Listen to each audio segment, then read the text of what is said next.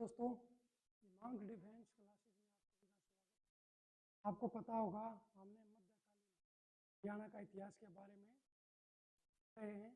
और आज उसी श्रेणी में जो तीसरा वीडियो बन रहा है मध्यकालीन हरियाणा का इतिहास में, इसमें आपको पता है जो मुगल अंपायर है, आपको पता होगा पानीपत की जो पहली लड़ाई हुई थी इसके बीच में इब्राहिम लोधी और बाबर के बीच में, तो वहाँ से क्या हुआ था, वहाँ पे दिल्ली सल्तनत का जो रूल था वो ख़त्म हो गया था और वहाँ पे जो मुगल थे, मुगलों ने अपना साम्राज्य स्थापित किया था। इसको हम देखेंगे। आपको पता है जो मुगल साम्राज्य है वो मुख्य तौर पे 1526 से 1707 के बीच में माना जाता है। 1526 का मतलब पानीपत की पहली लड़ाई, जब बाबर ने इब्राहिम लोधी को हराया था, और कहाँ तक, जब तक औरंगजेब की मृत्यु नहीं हुई थी। 1707 में औरंगजेब की मृत्यु हुई और जो मुगल अंपायर था वो धीरे धीरे डिक्लाइन करना शुरू कर गया था। ठीक है, इसमें देखते हैं जो मुगल थे ये मध्य एशिया का जो परगना है वहाँ से तो ये आए थे। और इसमें आपको पता होगा आक्रमण के समय जब हिसार ए फिरोजा था उसका जो सिमदार था हमीद खां था और रेवाड़ी का जलाल खां था, ये हमारे को याद रखना है। और दोस्तों मैं आपको बता देता हूँ जो मुगल अंपायर है, मुगल अंपायर में सबसे पहले बाबर, फिर हुमायूं, फिर अकबर, फिर जहांगीर, फिर उसके बाद शाहजहां, उसके बाद औरंगजेब, ये 6 रूलर आए थे जो शक्तिशाली रूलर माने गए मुगलों की तरफ से। ठीक है, जिन्होंने संपूर्ण भारत में अपना लोहा मनवाया। ठीक है, हम सबसे पहले बाबर की बात कर लेते हैं। बाबर ने 1526 में पानीपत की पहली लड़ाई में, आपको पता ही होगा, इब्राहिम लोधी को हराया था। उस समय पे दो वो थी हिसार फिरोजा, इसका जो शासक था हमीद, और ने किसके साथ टकराव किया, तैमूर के साथ झगड़ा हुआ। उसके बाद में ये कौन सा है, हसन खां मेवाती, इसने क्या किया, विद्रोह किया था बाबर के टाइम पे। बाबर ने 4 सरकारें बनाई थी। 4 कौन कौन सी थी बाबर के समय पे, दिल्ली, मेवात, हिसार और सरिंद, ये याद रखना है। हरियाणा में 4 सरकार किसने स्थापित की थी, बाबर ने, आपसे सीधा उठा के पूछ सकते हैं। इसके बाद में 1530 में मोहन मल्हार ने विद्रोह किया था, किसके विरुद्ध, बाबर के विरुद्ध, और उसको दबाने का काम किसने किया, तरशेम और नौरंग ने। ठीक है, हरियाणा का जो रेवाड़ी निवासी था आदिल शाह, वो क्या था, उसका पीएम था कौन, ये हेमचंद्र। हेमचंद्र ने महाराजा विक्रमादित्य की उपाधि धारण की और वो दिल्ली का सम्राट बना था।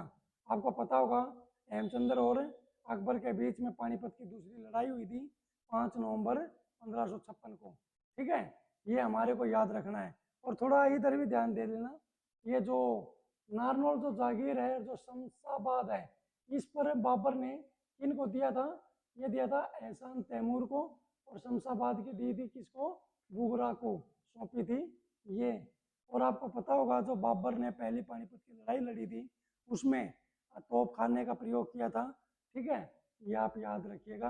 और जो तुगलक का जो युद्ध पद्धति थी उसको अपनाया था। इसके बाद में बात करते हैं हुमायूं की।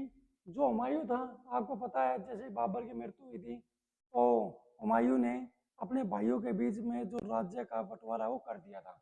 मेवात तो हिंदवाल को दे दिया था, जिसमें हिसार, सरहिंद, सॉरी जी, मेवात किसको दिया, हिंदाल को।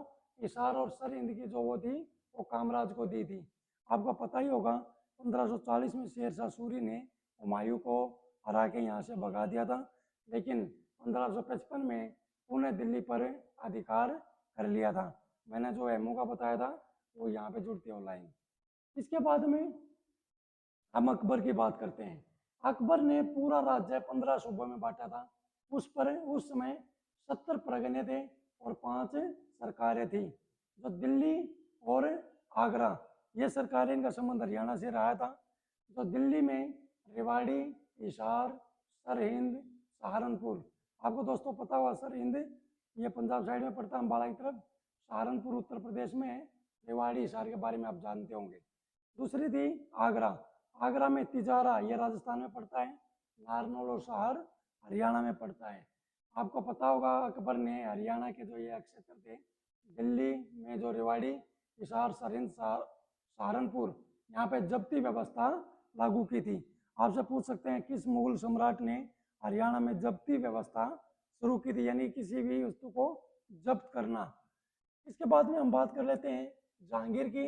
जहांगीर के टाइम पे क्या हुआ था, अकबर वाली जो प्रशासनिक नीति थी उसको लागू किया गया था और इन्होंने सराय का निर्माण और वृक्षारोपण का काम करवाया था। ये आप याद रखिएगा, जहांगीर ने सराय निर्माण और वृक्षारोपण का काम करवाया था। जहांगीर और खुसरो के बीच में एक युद्ध हुआ था बैरोवल, वो भी यही हुआ था, बैरोवल में संघर्ष हुआ था। किस किस के बीच? जहांगीर और खुसरो के बीच। अब बात करते हैं शाहजहां। शाहजहां, ये जो नई प्रशासनिक इकाई चकला का गठन किसने किया? शाहजहां ने। आपसे पूछ सकते हैं किस मुगल शासक ने हरियाणा में जो चकला जो प्रशासनिक इकाई है उसका विस्तार किया था? तो आपको याद रखना शाहजहां ने किया था। और आपको पता होगा हिसार चकले का जो हाकिम था वो कृपाराम को बनाया गया था। किसको? कृपाराम को बनाया गया था। और तिजारा व नारनौल को दिल्ली में शामिल कर लिया गया था। दोस्तों आपको पता होगा जो दारा शिकोह था ये इसका बेटा था शाहजहां का, और इसने अधिकतर जो समय था वो पलवल में बिताया था।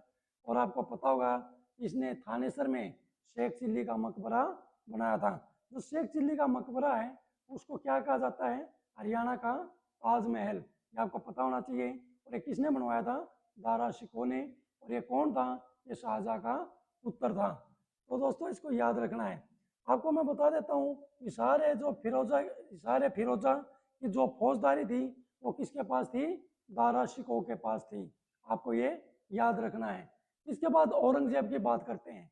औरंगजेब ने हरियाणा में कर और जो धार्मिक अत्याचार थे वो किए थे। आपसे पूछ सकते हैं किस मुगल शासक ने कर व धार्मिक अत्याचार किए थे? वो किए थे इसने? औरंगजेब ने। और जो सावरिया मेव था, सावरिया मेव का आक्रमण का सामना भी किया था। और जो सावरिया मेव था उसने गुरिल्ला युद्ध किया था औरंगजेब के खिलाफ। आपको ये ध्यान रखना है। औरंगजेब ने हाथी सिंह बड़गुजर को रेवाड़ी का प्रशासनिक अधिकारी बनाया था। तो दोस्तों ये आपको याद रखना है। इसके बाद में हम आगे चलते हैं मुगल काल में विद्रोह। जो मुगल काल में विद्रोह हुए थे वो मेन तौर पे दो हुए थे। एक था जाटों का विद्रोह, दूसरा था सतनामियों का विद्रोह। जो जाटों का विद्रोह था दोस्तों हरियाणा का जो दक्षिण पूर्वी भाग है उसमें हुआ था। और वहाँ पे जो वीर गोकुल था जाट नेता, उसने विद्रोह की शुरुआत की थी। और उसका जो उत्तराधिकारी था राजा राम था, और राजा राम का उत्तराधिकारी चूड़ामल था। चूड़ामल को जाटों का प्लूटो कहा जाता है। आपको याद रखना है। चूड़ामल के बाद इसका जो नेतृत्व किया था सूरजमल ने किया था।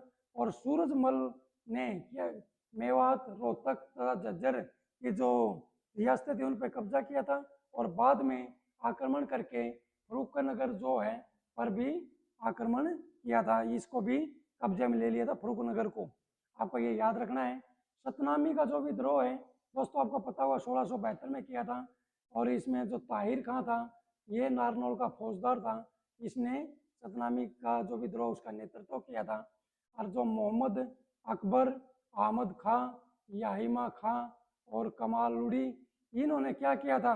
इन्होंने सतनामियों का जो विद्रोह है उसको दबाने के लिए दबा दिया था और नारनौल पर अधिकार कर लिया था। इसके बाद में हम बात करते हैं उत्तर मुगल कालीन, यानी कि जब मुगलों का डिक्लाइन होना शुरू हो गया था उस समय की बात हो रही है। उस समय पे बंदा बैरागी, ठीक है, ये सरिंदा क्षेत्र में था। रेवाड़ी में अहीरों ने और बल्लभगढ़ रियासत यहाँ पे मैंने क्या हुआ था वो था, यानी कि यहाँ पे कैसा अस्तित्व हुआ था? बंदा बैरागी 1709 और 10 में, ठीक है, बंदा बहादुर इसका सही नाम था। 1710 में वजीर खां की हत्या करके सर हिंद पर कब्जा किया था। किसने? बंदा बैरागी या बंदा बहादुर ने। इसके बाद में आपको पता है दोस्तों जो त्रावड़ी का युद्ध था उसमें फिरोज खां मेवाती ने बंदा बहादुर को हरा दिया था। और 1715 में जो फर्रुखसियर ने क्या की थी? हत्या कर दी थी। और युद्ध के बाद आपको बता देता हूँ जब बंदा बैरागी था उसने युद्ध से पहले कहाँ पे? सोनीपत का जो शहरी खांडा है वहाँ पे अपना हेडक्वार्टर बनाया था। लेकिन जब ये त्रावड़ी के युद्ध में हार गया था, हार के बाद यमुनानगर का जो शाहडोर है वहाँ पे अपना हेडक्वार्टर स्थापित किया था। ये आपको पता रहना चाहिए। इसके बाद में हम बात करते हैं रेवाड़ी अहीर की। रेवाड़ी में जो अहीर शासक था वो नंदराम अहीर ने की थी भाई। उसका जो उत्तराधिकारी था बालकिशन था। बालकिशन को मोहम्मद शाह ने बालकिशन को मोहम्मद शाह ने शमशेर खां की उपाधि से नवाजा था। इसकी शमशेर खां की, क्योंकि वो काफी बहादुर था और उसने जब करनाल का युद्ध हुआ था इसमें मुगलों का सहयोग किया था। दोस्तों आपको याद रखना है। और इसके बाद मैं आपको बताता हूँ जो बालकिशन था, बालकिशन के बाद उसका जो उत्तराधिकारी था गुजरमल था, और बहादुर सिंह ने गुजरमल की हत्या करके वहाँ पे राज्य स्थापित किया था। तो दोस्तों आगे बात करते हैं बल्लभगढ़ रियासत के बारे में। बल्लभगढ़ जो रियासत है उसका जो शुरुआत की थी चौधरी गोपाल ने की थी, और ये दिल्ली आगरा मार्ग पे पड़ता है बल्लभगढ़। उसका जो उत्तराधिकारी था चरणदास था, ठीक है।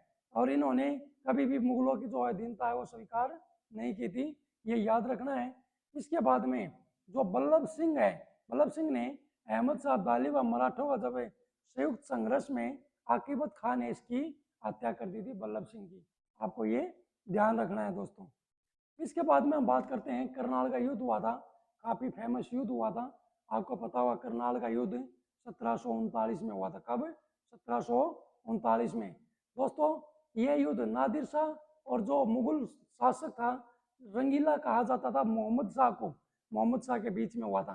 देखो एग्जाम में आपसे सीधा ही पूछ लेते हैं किस मुगल शासक को रंगीला के नाम से भी जाना जाता था, वो मोहम्मद शाह था, ठीक है। और आपको पता है जो करनाल का युद्ध हुआ था ये नादिर शाह और मोहम्मद शाह के बीच में हुआ था। आपको पता है आक्रमण के बाद ये जो नादिर शाह ने इसको बुरी तरीके से हरा था मोहम्मद शाह को, जब बुरी तरीके से हरा दिया तो वहाँ पे पूरी की पूरी जो स्थिति है वो बदल गई थी। आक्रमण के बाद फरीदाबाद पे तो सूरजमल ने कब्जा कर लिया। नारनौल और जो करनौल है उस पर माधो सिंह ने कर लिया, माधो सिंह, ये याद रखिएगा। रेवाड़ी शाहजहाँपुर में अहीर चौधरी ने कर लिया, ठीक है दोस्तों। और जो गुरुग्राम झज्जर रोहतक पे फरूख नगर का एक शासक था उसने क्या किया, अपना एस्टाब्लिशमेंट बैठा दिया। तावड़ू, जो सोना तावड़ू सुना होगा, वहाँ पे असदुल्ला, बहादुरगढ़ में बहादुर खां और झज्जर में हसन अली ने कब्जा कर लिया था। दोस्तों आपको पता होगा जो रानियां फतेहाबाद और सिरसा थी उस पर फतेह खान ने कब्जा कर लिया था। पानीपत और जो सरहिंद थी उस पर कब्जा कुतुब शाह ने कर लिया था, ये आपको ध्यान रखना है। इसके बाद में हम बात करते हैं दो मेन झगड़े और हुए थे। 1757 में अब्दाली ने फरीदाबाद पे आक्रमण किया था, और 1760 में कुंजपुरा युद्ध जिसमें मराठे और नजाफत खान के बीच में हुआ था। तो दोस्तों जो मध्यकालीन हरियाणा का इतिहास है वो इतना ही है, ठीक है। हम कल प्राचीन हरियाणा के इतिहास के बारे में चर्चा करेंगे। दोस्तों आपका एग्जाम नज़दीक आने वाला है, आप जो अच्छा स्रोत है वो यूज करना, और उसके बाद में जो हरियाणा का भूगोल और इतिहास उसका मैं पूरा कराने की कोशिश करूँगा। और उसका तो हरियाणा का जो पॉलिटी का जो प्रशासनिक क्षेत्र है उसको भी कंप्लीट कराऊंगा। धन्यवाद, मिलते हैं।